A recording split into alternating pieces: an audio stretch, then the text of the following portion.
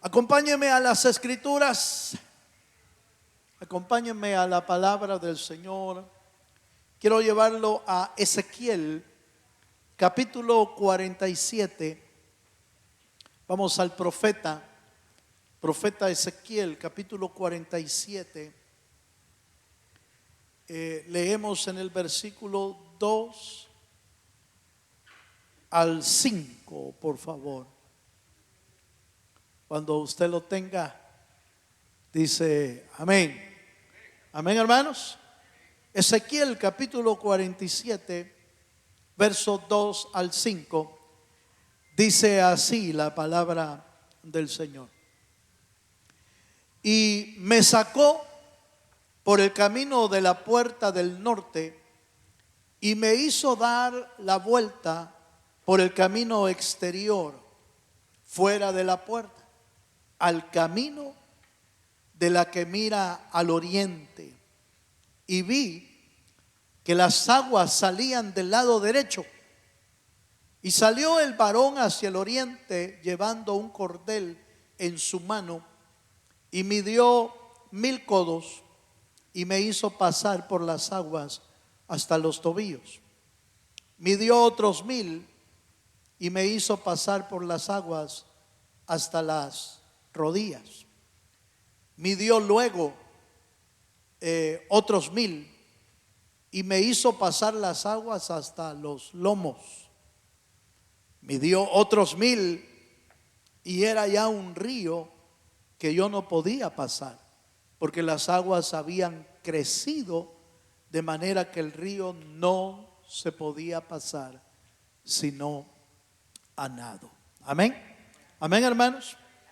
Yo le titulé a este mensaje o a esta porción de la escritura las aguas profundas, porque Ezequiel y varios de los profetas mayores tuvieron unas revelaciones y visiones muy profundas, hermano, tan profundas que no siempre se logra descifrar de una manera adecuada, porque obviamente la interpretación y la explicación la tiene la misma Biblia y la tiene el Espíritu de Dios, la explicación correcta.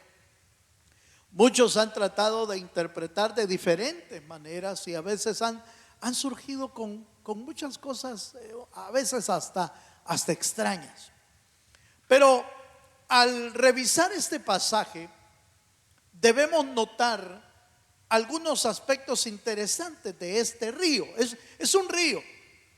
Es un río y Ezequiel el profeta tiene una visión, fíjese, de un río que sale del templo de Dios.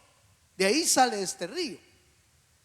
Y sale este río, hermano, con virtudes maravillosas, porque tiene virtudes curativas. Cuando uno lee más todavía, se da cuenta de que habla de sanidad, de purificación, y que inclusive los árboles se vuelven sumamente fructíferos al leer todo el capítulo entero.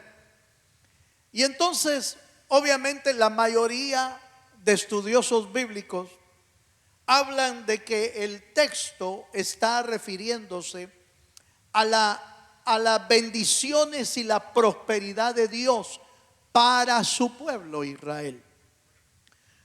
Pero obviamente usted y yo entendemos hoy que nosotros somos parte del pueblo de Israel, injertados, ¿verdad?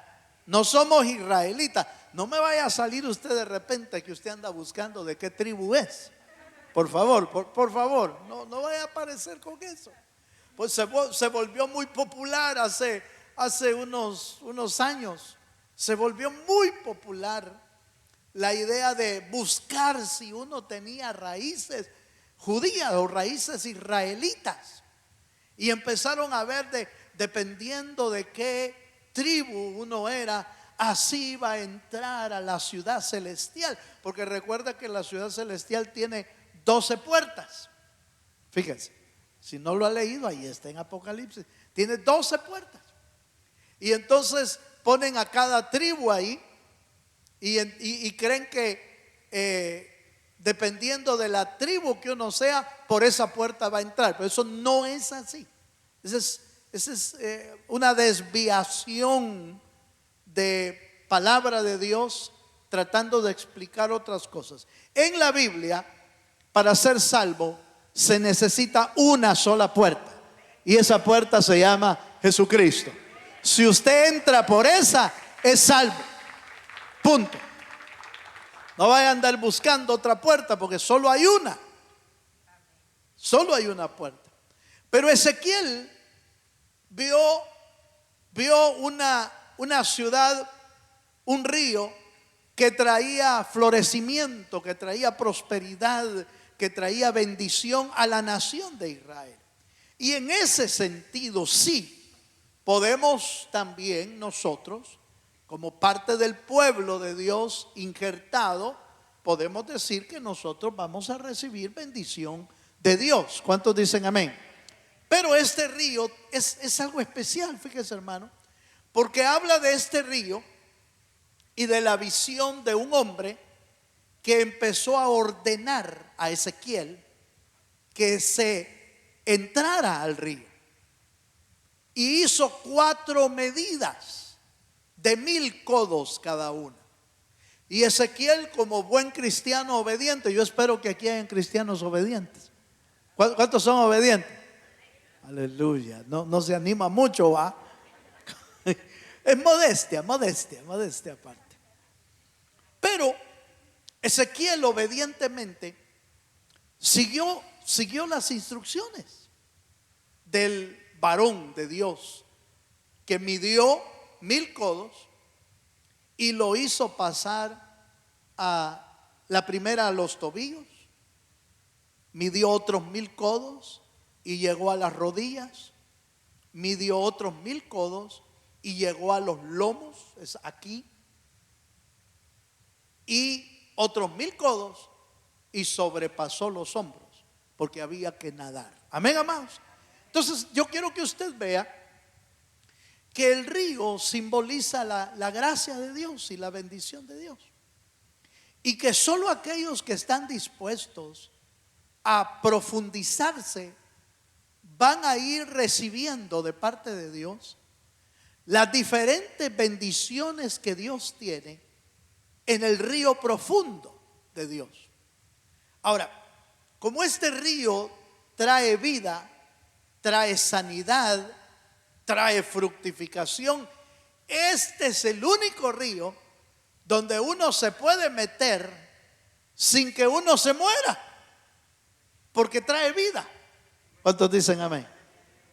Yo he visto a veces familia, a veces amigos, hermanos, que cuando hemos ido quizás a algún lado, algunos se quedan hasta la orilla en el mar o en el lago o en el río, dependiendo de dónde hayamos ido. Ahí se quedan, algunos con un guacalito, ¿verdad? Por aquello de los temores y de los tiburones, dicen otros. Bueno, qué sé yo. Por diversas razones, muchos le huimos a profundizarnos, muchos. Pero eso es exactamente lo que nos pasa en la vida espiritual también. No nos profundizamos en las cosas de Dios. Y muchos viven un evangelio superficial. Un evangelio así como está bonito el río, pero no me quiero meter. Y este río de Dios es importante que usted y yo nos metamos con dirección de Dios, por supuesto, porque fíjese que no fue Ezequiel queriendo meterse a lo loco, sino que fue Ezequiel siguiendo instrucciones del varón de Dios, siguiendo instrucciones. Los hombres y mujeres que crecen en Dios es gente que ha aprendido a seguir instrucciones. Toque al hermano que tiene a la par, por favor. Al hermano o a la hermana. Dígale, ¿ya aprendiste a seguir instrucciones? Dígale, por favor. ¿Ya aprendiste a seguir instrucciones? Porque por eso es que no se crece muchas veces, porque no seguimos instrucciones. Las instrucciones de Dios, las instrucciones del varón de Dios, de Cristo, por ejemplo, no las seguimos. Y entonces nos perdemos bendiciones porque no profundizamos y nos quedamos en una vida superficial de la vida cristiana. En el ABC se quedan muchos, en el ABC del Evangelio. Hebreos exhorta a los creyentes a que vayan más allá de la doctrina de Cristo. Y les dice, Hebreos 6 me parece, en Hebreos 6 les dice que no se queden con los rudimentos de la doctrina de Cristo, sino que sigamos adelante, dice. Entonces quiere decir que uno se puede estancar en el Evangelio. Se puede estancar no porque el Evangelio estanque, sino porque nosotros nos estancamos. Amén, hermanos. Bye. Mire pues, entonces déjeme mostrarle de estas aguas profundas. Ya vimos que hay 4 niveles ahí. Hay 4 niveles de profundidad. Esos 4 niveles nos van a enseñar hoy 4 estilos de vida que podemos encontrar en las Escrituras. Vaya, acompáñame por favor. Vea conmigo Ezequiel 47. Voy a ver donde dice, vamos a ver. Y salió el varón, si me pones 47, 2 me parece, 2 o 3. Y salió el varón hacia el oriente, ahí está, sí, gracias. Y salió el varón hacia el oriente llevando un cordel en su mano y midió 1000 codos y me hizo pasar por las aguas hasta los tobillos. Note que lo hizo pasar hasta los tobillos. Eso quiere decir que no estaba en el río. No estaba en el río, estaba fuera del río. Porque para que 1000 codos lo haya llevado hasta los tobillos, estaba afuera. Y usted va a notar gente en los cultos, no de los martes, porque los martes todos se meten en las cosas del Espíritu. Pero en otros cultos hay gente que está en el culto, pero que ellos están afuera. Ellos están afuera. La presencia de Dios está cayendo, pero ellos están afuera. Están en otro lado. Están fuera del río. ¿Por qué? ¿Quién decide quién se queda afuera y quién se queda adentro? ¿Quién decide? Uno mismo. Uno es el que da los pasos. Ezequiel tuvo que dar los pasos él para poder entrar hasta los tobillos. No lo obligaron, solo le instruyeron. Y el ángel o el varón midió 1000 codos y le dijo: entra, pasa estos 1000 codos. Y él fue voluntariamente. Los cultos no deben de ser obligados. Los servicios a Dios no deben de ser obligados. Debe de ser un anhelo de nuestro corazón estar en la presencia de Dios, porque ahí es donde vamos a ser bendecidos por el Señor. Ahí es donde vamos a ser prosperados. Pero bueno, veamos los primeros 1000 codos. Entonces midió las aguas a los tobillos, y esto nos habla de un caminar en Dios, de un caminar. Los tobillos, los pies nos hablan de aprender a caminar con el Señor. ¿Cómo quiere Dios que caminemos? Bueno, mire qué dice la Escritura. Éxodo capítulo 3, versículo 5.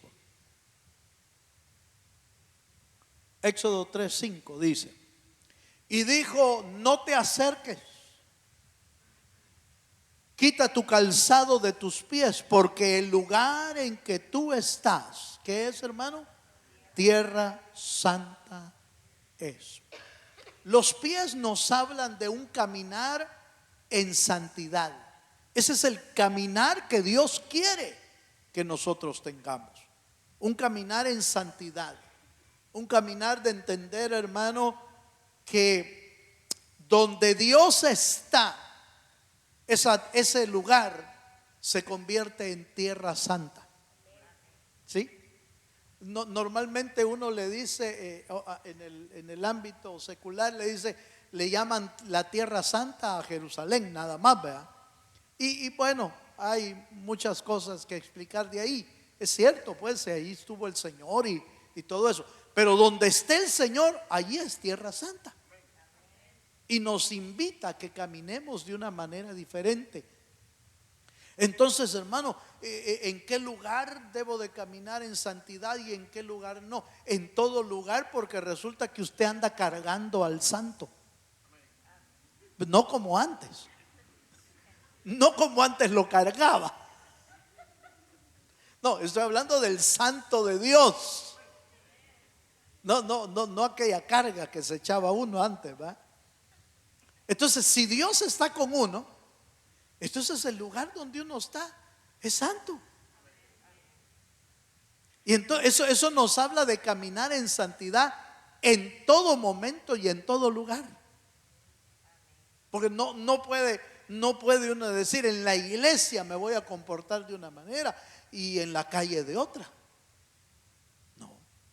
Estoy hablando de santidad. No estoy hablando de que si está en la cancha de fútbol, no vaya a decir usted, no puedo jugar fútbol porque estoy en santidad. No es eso. No se va a volver místico, no se va a volver santulón. No. El deporte es bueno para los niños, para los jóvenes y para los ancianos también. Porque nunca se me olvida a mí lo que me dijeron a mí en el parque cuando empecé a caminar hace un par de años. Siempre me ha gustado el ejercicio y el deporte, pero obviamente las ocupaciones hacen que uno deje de hacer eso. Pero hace un par de años empecé de nuevo y en el parque me dijo alguien por ahí que andaban caminando. Y entonces me dijo, ¿y usted vino al parque porque lo mandó el doctor o porque usted ha querido? Me dijo. Fíjese.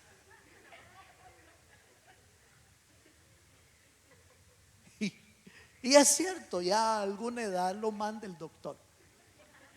Lo manda el doctor, le dice uno, mire, vaya, empiece a caminar, haga ejercicio 30 minutos diarios y va a ver cómo se mejora uno. Muchos niveles se empiezan a emparejar. Aleluya. Amén, amados. Vaya. Entonces, pero fíjense que el caminar habla de santidad, pero también habla de caminar evangelizando. Por eso la Biblia habla, dice, hermosos son. ¿Se acuerda del libro de los Salmos? Hermosos son los pies de los que llevan las buenas nuevas de salvación. Entonces los pies nos habla de una vida de santidad, pero también nos habla de una vida de evangelizar, de compartir el evangelio. Mire lo que dice Efesios 6:15. Allí habla de calzado de los pies. Y dice, y calzados los pies, Efesios 6:15, y calzados los pies con el apresto del evangelio de la paz. Qué maravilla, hermano. Qué maravilla calzarse el evangelio de la paz para llevar las buenas nuevas a todo el que lo necesite. Pero eso no es vaya, está bien cuando lo hacemos el sábado, está bien, pero esto habla de un estilo de vida. Donde usted esté, evangelice. Donde usted esté, alguien le va a poner Dios a la par para que le dé una palabra de vida, una palabra de salvación. ¿Quiénes son los que hacen eso? Los que ya entraron al río y ya tienen 1000 codos adentro. Ya me metí en líos, porque si usted no está haciendo eso, eso quiere decir que está fuera todavía, o no lo había comprendido quizás. Vaya, vamos a dar la duda por ahí la vamos a dejar quieta. Santidad y predicación del Evangelio. Pero ¿qué más habla? De los pies. Mira lo que dice Romanos 16, 20. Nos habla de batallas. Los pies eran los pies firmes, los pies ágiles, los pies como de siervas. Son pies ágiles para la batalla. Romanos 16, 20 dice: y el Dios de paz aplastará en breve a Satanás bajo vuestros pies. La gracia de nuestro Señor Jesucristo sea con vosotros. Entonces, los pies nos hablan de batalla, de agilidad para pelear batallas, agilidad para pelear guerras. Y eso es bien importante. Por eso es que necesitamos estar metidos en el río. Por eso es que el diablo, hermano, por eso es que el diablo nos derriba, o el diablo nos gana las batallas, porque no estamos metidos en el río. Y entonces no sabemos cómo defendernos, no sabemos cómo atacar al enemigo, cómo defender con las armas de Dios. Usted recuerda que el calzado de los pies era parte, Efesios 6, el calzado del Evangelio de la Paz es parte de la armadura de Dios. Entonces, note por favor, los 1000 codos en el río hasta el tobillo habla de santidad, predicación del Evangelio y batallas espirituales. ¿Estamos bien hasta ahí, hermano? Vaya, usted vaya viendo pues lo que necesita, porque quizás necesitamos estar metidos en eso. Número 2, la segunda medida, no voy a leer Ezequiel para que usted lo recuerde, pero Ezequiel 47 habla de la segunda medida de 1000 codos. Y el agua me llegó hasta las rodillas, dice. Hasta ahí, hasta las rodillas. Y las rodillas nos hablan de adoración a Dios. Los que ya llegaron a 2000 codos, ¿verdad? Porque ya pasamos los 1000, los 2000 codos, el agua llega hasta la rodilla. Eso quiere decir que ya profundizamos y nuestras rodillas están bajo del agua. Y las rodillas nos hablan de adoración, de exaltación a Dios. ¿Se acuerda usted que Elías, en un momento de turbación de su alma, se fue a meter a la cueva, desanimado, en depresión, y le dijo al Señor: Señor, mátame ya, mátame. Yo no sé quién va a seguir predicando, Señor, pero yo ya me quiero morir mejor. Ay, mira tú como ¿qué haces? Y el Señor le dijo: mira Elías, no hay problema. Detrás de ti hay, ¿cuántos dijo el Señor, hermano? 7000. 7000 hombres que no han besado a Baal, y que sus rodillas, dice, no se han doblado para adorar otros dioses. Como diciendo, solo se doblan para adorarme a mí. Eso es lo que hizo, eso es lo que hacía la diferencia entre los sátrapas del tiempo de Daniel y Daniel, porque Daniel estaba acostumbrado a adorar a Dios. Los 3 amigos de Daniel estaban acostumbrados a adorar a Dios, y por eso usted los ve, hermano, el día en que les dijeron que adoraran otra estatua, la estatua de Nabucodonosor. Los 3 le respondieron inmediatamente y le dijeron: de esto ni siquiera te vamos a responder. Ni siquiera te vamos a responder. Porque el Dios a quien servimos, dice, a quien servimos.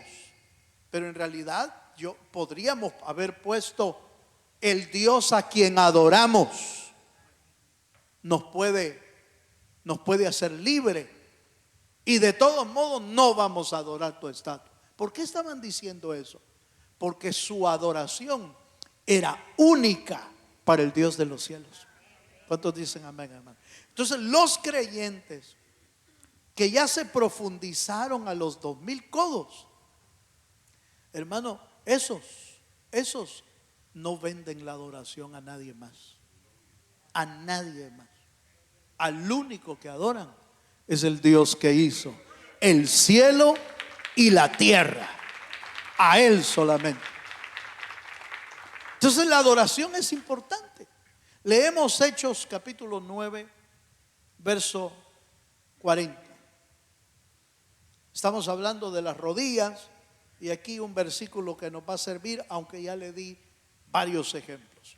Hechos 9:40. Entonces, sacando a todos, Pedro se puso de rodillas y oró, y volviéndose al cuerpo dijo: Tabita, levántate. Y ella abrió los ojos y al ver a Pedro se incorporó. Mire, hermano, mire este hombre. ¿Delante de quién se arrodilló? No se arrodilló delante de Tabita, porque se arrodilló para orar. Y después de orar, se volvió al cuerpo. Eso quiere decir que ni siquiera se había arrodillado delante de la niña. Se había arrodillado delante de Dios. Entonces las rodillas hablan de una adoración genuina, de una adoración pura. Pero ojo, los que saben orar, los que saben adorar al Señor, les puede dar Dios la bendición de ver milagros a través de ellos. ¿Sí? Amén, hermano. Bueno, le doy un ejemplo más. Le dijeron a Cristo que se postrara delante de Satanás. Que el Señor lo reprenda, hermano. Mire esto, hermano. Mire este ángulo. Si a Cristo mismo le pidió Satanás que se postrara delante de él, ¿usted cree que no lo va a hacer con nosotros? Claro que lo va a hacer. De una o de otra manera nos va a invitar a que ya no le adoremos al Señor. ¿Para qué vas al culto? Dice a veces el diablo. ¿Para qué vas a ir al culto? ¿Para qué vas allá? Aquí quédate descansando. Le está robando la adoración a Dios. Porque cuando usted viene al culto, usted viene dispuesto para adorar al Dios de los cielos. Entonces, pero el Señor, obviamente las rodillas del Señor estaban bien afirmadas en la adoración al Señor, hermano. Solo al Señor. Mire la relación. Solo al Señor tu Dios. ¿Qué dice, hermano? Adorarás.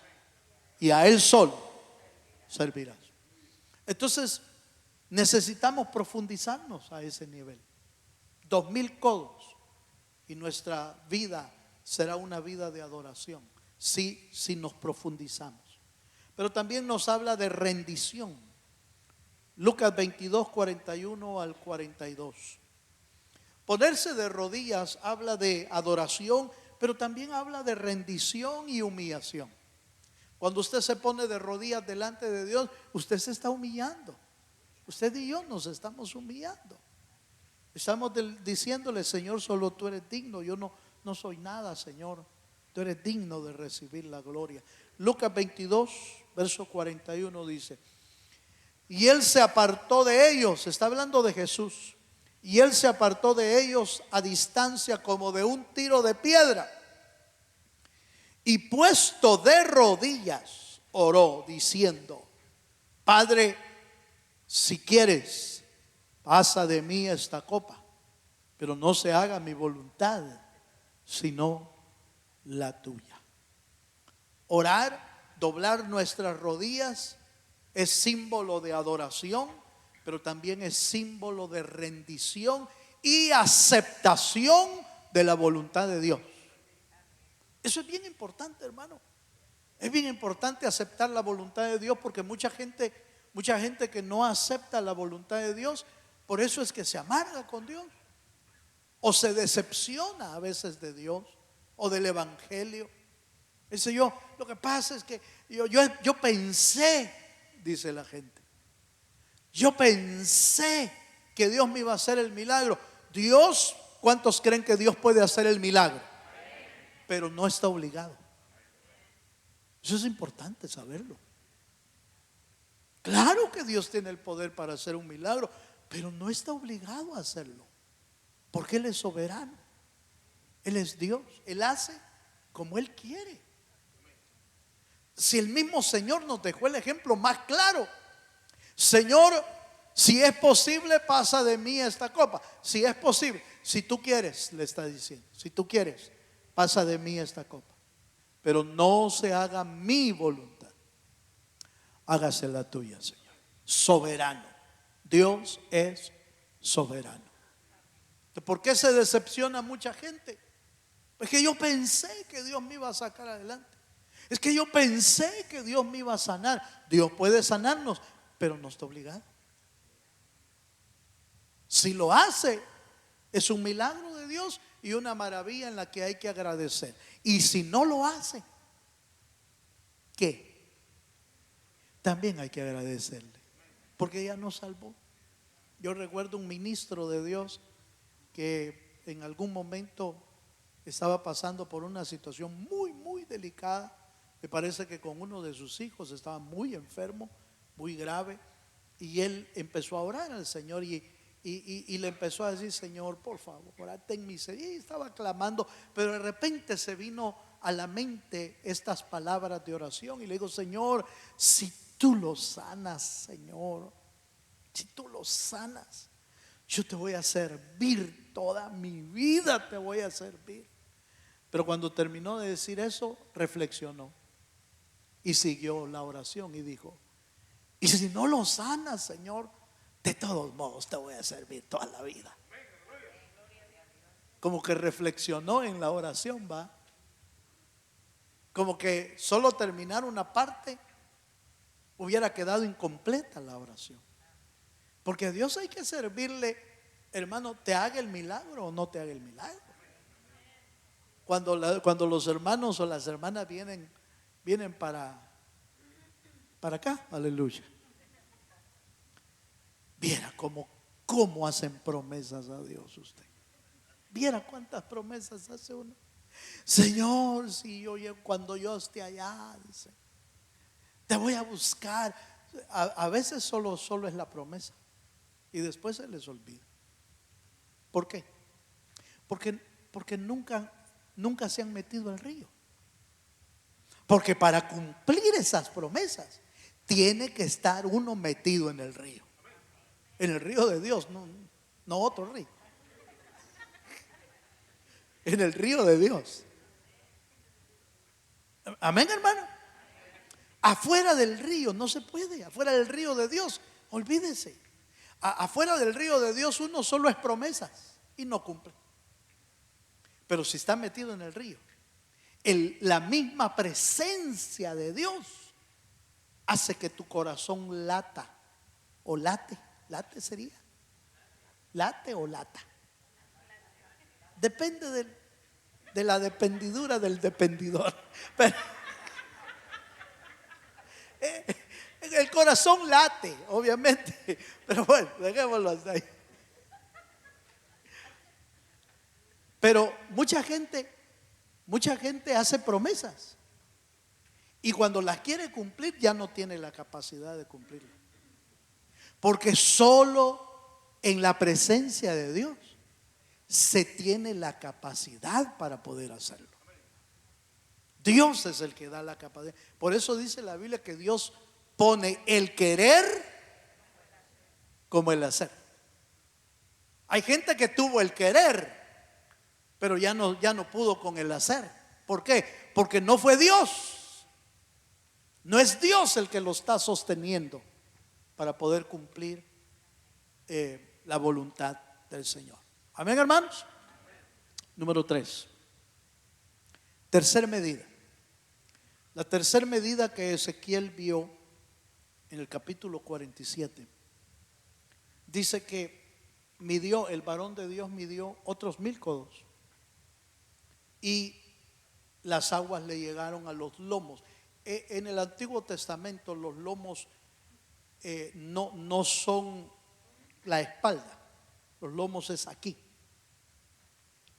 Por eso usted ve, y está muy relacionado, la Biblia está relacionado los lomos con la descendencia y con las generaciones.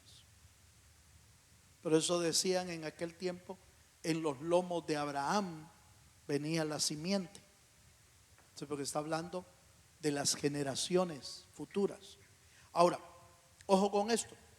Entonces, meterse al río hasta los lomos puede tener un significado de bendición a nuestras generaciones, a nuestras simientes, a la simiente que Dios puso en nosotros para tener hijos. ¿Cuántos queremos que nuestros hijos sean bendecidos? Profundícese usted en el agua y va a ver que Dios los va a bendecir. Eso lo he visto yo, hermano, cientos de veces. La gente comprometida con Dios, bien metida en la presencia de Dios, Dios empieza a bendecir a los hijos. No que no sean atacados, porque también son atacados. Los hijos de Dios que están bien metidos con Dios también son atacados, los hijos, las generaciones. ¿Por qué?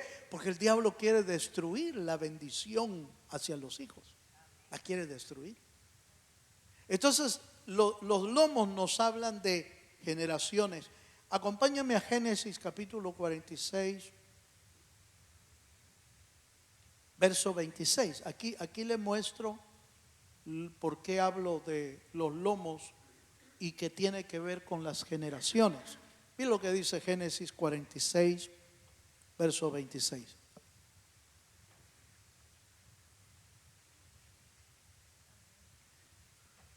Ahí está, hermano. Todas las personas que vinieron con Jacob a Egipto, procedente de dónde, hermano? Está hablando de su familia.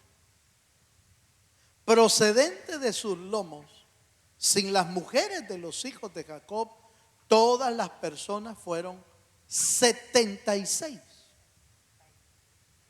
66, perdón. 66. Era la familia de Jacob. Y eran descendientes, procedentes, dice, de sus lomos. Entonces cuando la Biblia dice que le midieron otros 1000 codos a Ezequiel y lo hicieron pasar hasta los lomos, está hablando de una bendición a nuestras generaciones. ¿Por qué necesitamos profundizar en el río? Si queremos ver la bendición en nuestros hijos, tenemos que estar metidos en la presencia de Dios, hermano. Allí es donde se le arranca, si puedo usar la expresión arrancar. Ahí es donde se le arranca la bendición de Dios, en la presencia de Dios para nuestros hijos. ¿Dónde cree usted que David arrancó la bendición de Dios para su generación, para sus hijos? Fíjese que Dios le prometió a David que de su descendencia iba a sacar, hermano, a los reyes de Israel. Inclusive de su descendencia iba a venir el mismo Mesías. Por eso el Señor dijo, y Jehová le prometió a David que aunque sus hijos se portaran mal, Dios los iba a castigar y a disciplinar para que se volvieran hacia Él. Hasta eso es bendición. Ahora, ¿de dónde le sacó David esa bendición a Dios? De la profundidad de su presencia. ¿Quién puede negar que David era un adorador? ¿Quién puede negar que David vivía en la presencia de Dios? Si David, hermano, si usted estudia la vida de David, se da cuenta que David inclusive hizo cosas que le eran prohibido hacerlas. Por ley le era prohibido hacerlo. Por ejemplo, por ley él no se podía vestir de túnica como los sacerdotes. ¿Por qué? Porque no era levita. Por ley él no podía tener el arca del pacto en su casa y se la llevó para su casa. Por ley él no podía comer del pan sacrificado en el tabernáculo, ofrendado en el tabernáculo. No podía comerlo porque solo era comida para los sacerdotes, pero comió pan santo. ¿Cómo es que le permitieron todo eso? Porque agradaba al corazón de Dios, amaba la presencia de Dios, tanto que el Señor le llama el dulce cantor de Israel, un adorador de Dios que sacó bendición para sus generaciones. ¿Cuántos queremos sacar bendición para nuestras generaciones? Vamos al río. Métase al río.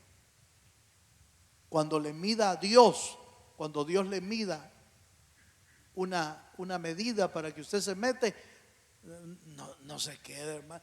Es que ¿qué van a decir de mí? Es que ¿qué va a decir la gente? Van a pensar que algo me pasa. No importa. ¿Se acuerda usted cuando David danzó en la presencia de Dios? Fue un escándalo, hermano. Cuando David danzó en la presencia de Dios fue un escándalo. Muchos se alegraron con él y danzaban con él. Las jóvenes, las doncellas danzaban con él. Pero la esposa desde el palacio lo vio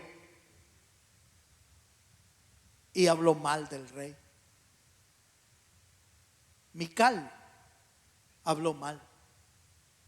Como cualquier criado se ha visto el rey, le dijo. ¿Y qué dijo David? Delante de Dios, aún delante de Dios, más vil me voy a hacer, porque no buscaba agradar a Mical, buscaba agradar a Dios. Dele un aplauso al Señor. Y además le cuento, no hay nadie que se llame Mical aquí. Usted métase. Si dicen algo, no importa. Es usted con Dios. Ahí está la clave. La adoración, la búsqueda de Dios es con el Señor. Amén, hermano. Deuteronomio 7:9, el tiempo se me agota. Deuteronomio 7:9 dice: conoce pues que Jehová tu Dios es Dios, Dios fiel, que guarda el pacto y la misericordia a los que le aman y guarda sus mandamientos. ¿Hasta cuándo, hermano? 1000 generaciones. Es que Dios no solo está pensando en tu hijo así, en el primero, el segundo, no. Él está pensando en 1000 generaciones. Dios anhela bendecir 1000 generaciones de tu vida. Pero si te metes en las aguas profundas, si siempre vas a estar afuera, no puede uno decirle a Dios: Señor, ¿y por qué no me bendice? Si has estado afuera. Y número 4, porque el tiempo se me agotó. Número 4. Primer libro de Crónicas, capítulo 15, verso 15. La última medida de Ezequiel es: midió otros 1000 codos y me hizo pasar, dice, hasta que el agua ya no se podía caminar. Había superado los hombros y probablemente la cabeza también. Había superado y no se podía pasar, dice, más que a nado. Los hombros hablan de fuerza, pero también hablan de servicio. ¿Dónde le ponen a uno el yugo, hermano? ¿Se acuerda usted dónde le ponen a uno el yugo? Bueno, a los bueyes pues vaya. Lo veo así como que no mucho. A los bueyes se lo ponen aquí, ve, en la cerviz. Ahora, usted recuerda que el Señor nos ofreció un yugo. Aprended de mí que soy manso y humilde. Llevad mi yugo. Llevad mi yugo sobre vosotros. ¿De qué yugo está hablando? Es que Él es el siervo de Dios. Y nosotros debemos ser siervos del Señor también. ¿Y qué hace un siervo? Llevar el yugo. Eso es lo que hace un siervo. Un siervo bien manso. Un siervo bien manso. Un buey bien manso, hermano. No sé si usted los ha visto llevar carretas, llevar cargas, hermano. Y el buey va despacio, mire. No va gritando, no va diciendo que pesa esto, quítenmelo ya. ¿Y por qué solo a mí me mandan? Dicen algunos. No, el buey va mansito, porque ya aprendió a trabajar. Los bueyes jóvenes no. Dicen en El Salvador son chúcaro.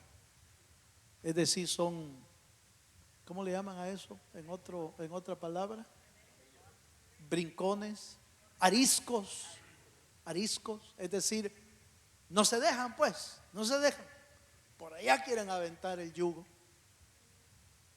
Por eso el Señor habla del yugo de Él, porque el yugo de Él, dice, el yugo del Señor es ligera, es ligero, mi carga es ligera. ¿Por qué? Porque Él va en el otro lado, porque no hay yugos de uno, son yugos de dos. El del buey pues, el de yugos a veces de caballos es de uno, pero el de los bueyes es de dos. En este yugo no vamos solo, en este yugo va Cristo con nosotros. Dele un aplauso al Señor si se anima. Entonces mire pues, con esto termino. Cuando uno llegó a la profundidad, dejó de ser uno y se convirtió en siervo de Dios. El siervo de Dios no tiene derechos, no tiene privilegios, solo vive para servir a Dios. Para eso vive, no para otra cosa. Entonces ahí es donde uno aprende a servir, hermano. Aprende a servir a Dios con todo el corazón. Todo lo demás se queda atrás. Y aprende a vivir uno para Dios en todo lo que hace. Siempre está Dios presente. Hace cualquier cosa, hermano. Todo lo que haga, pone a Dios primero. A Dios primero. A Dios primero. Señor, y le sirve al Señor sin andarse quejando, hermano. Sin andarse quejando de una cosa, sin andarse, no. Le sirve a Dios con todo el corazón. Amén. Le voy a invitar a que se ponga de pie en el nombre de Jesús. No leímos el texto, ¿va? Ahí guárdelo. Primer libro de Crónicas, capítulo 15, verso 15. Es los levitas cargando sobre sus hombros el arca del pacto. Solo los levitas lo podían llevar y lo llevaban sobre sus hombros, porque es símbolo de servicio total a Dios. Eso se aprende en lo profundo del río de Dios. Cierre sus ojos un momento. Cierre sus ojos. Aleluya. Cerramos nuestros ojos al Señor. Y si usted está de acuerdo en entrar en este río de Dios, no sé por qué medida vaya usted. Si ya está adentro, qué bueno. Si no está adentro, métase. Pero si está adentro, quizás hoy Dios te mida otros 1000 codos para darte otra talla. Así que yo le voy a invitar a que los que quieran entrar al río, los que quieran profundizar en el río, vénganse adelante. Venga a decirle usted, porque esto no lo puede hacer nadie más, solo usted.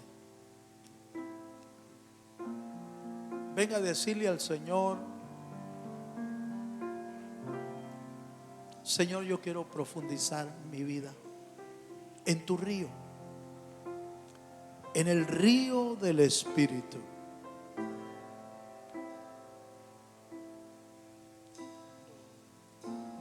Vamos hacia adelante. No viva una vida superficial. Y aunque sienta que ya camina en el río, quizás Dios tenga otra medida hoy. Una medida más profunda. Aleluya. ¿A dónde? ¿A dónde te vas a quedar? Sin fuerzas he quedado, vengo a ti. Métase a la presencia de Dios esta noche. Y a veces sufrí. Y dile: Señor, yo quiero aprender a vivir una vida más profunda. Una vida más profunda del Espíritu.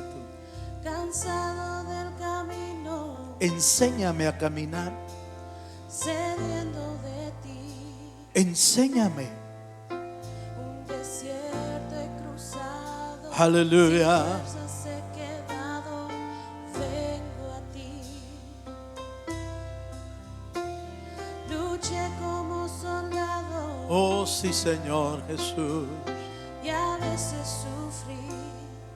Te bendecimos. Y aunque la lucha he ganado, mi armadura de Padre, aquí estamos delante de ti. vengo a ti. Habla con Dios, hermano, esta noche. Habla con el Señor. En el río de tu espíritu. Habla con aquel Necesito que conoce tu vida, seco corazón, que conoce tu corazón, de ti. que sabe dónde estás, en qué nivel del río estás. Espíritu. Necesito refrescar Y sin necesidad corazón, sediento de ti. de querer aparentar, Sumérgeme. sin necesidad de ver atrás, profundiza.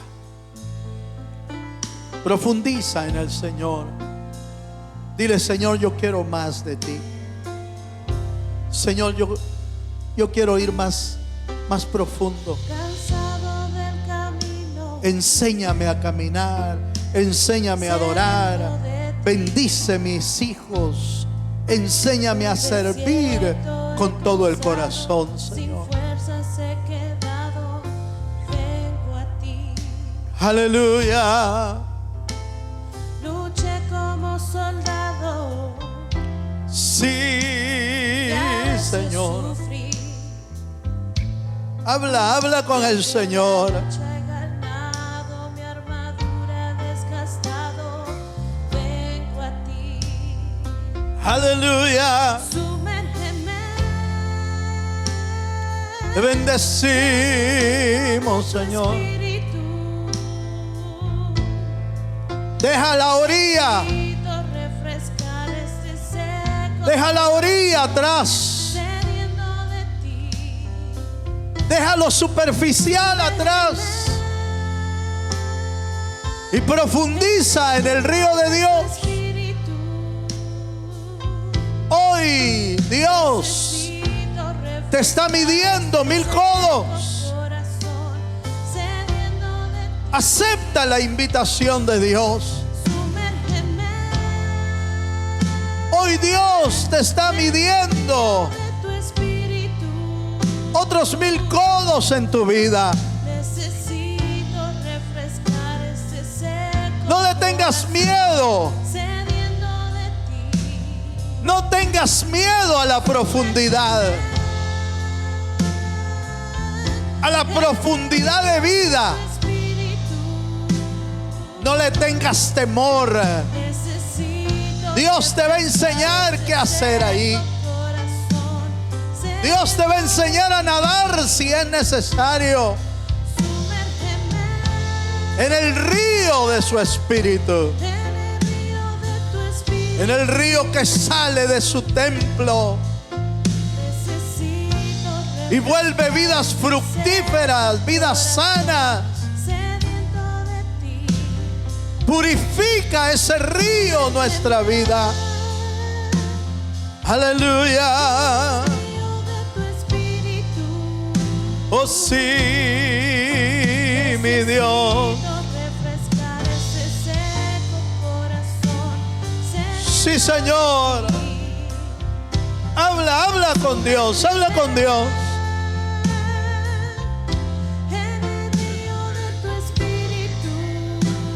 Comprométete con Dios. Haz acuerdos con Dios, haz pactos con Dios. Obedece al Espíritu. Si te está indicando una medida más, obedece a su Espíritu. Y entra al río. Aleluya. Sí, mi Señor Jesús. Sediento de ti, Señor. Busca las aguas del río de Dios. Señor, llénanos.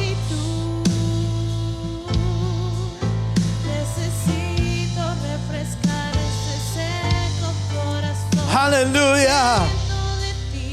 Señor, bendice a tu pueblo. Bendice a tu pueblo esta noche. Señor, mídeles una medida nueva para sus vidas. Mida nuestro Señor la medida que tú quieres que caminemos, la medida que tú quieres que avancemos. Oh, aleluya. Oh, mi Cristo, aleluya. Oh, Espíritu de Dios. Espíritu de Dios. Haz tu obra, Señor, en nosotros esta noche. Haz tu obra. Tu Espíritu escriba tu palabra en las telas del corazón. Te adoramos, Señor. Te adoramos, Señor. Te bendecimos. Mi Cristo, recibe esta noche nuestra rendición, nuestra adoración. Nos rendimos a ti, mi Dios, en el nombre de Jesús. Padre, oramos esta noche por todo tu pueblo, así como cada petición que ha sido enviada, Señor. Oramos por aquellos que están pidiendo por su salud. Oramos por Jacqueline Méndez, por Amparo Méndez, por Olga Guevara, Señor. te rogamos que pongas tu mano de poder, tu mano de sanidad. Señor, reprende toda enfermedad en sus vidas y trae tu sanidad, Padre, que puedan meterse a ese río que sana, que liberta. En el nombre de Jesús.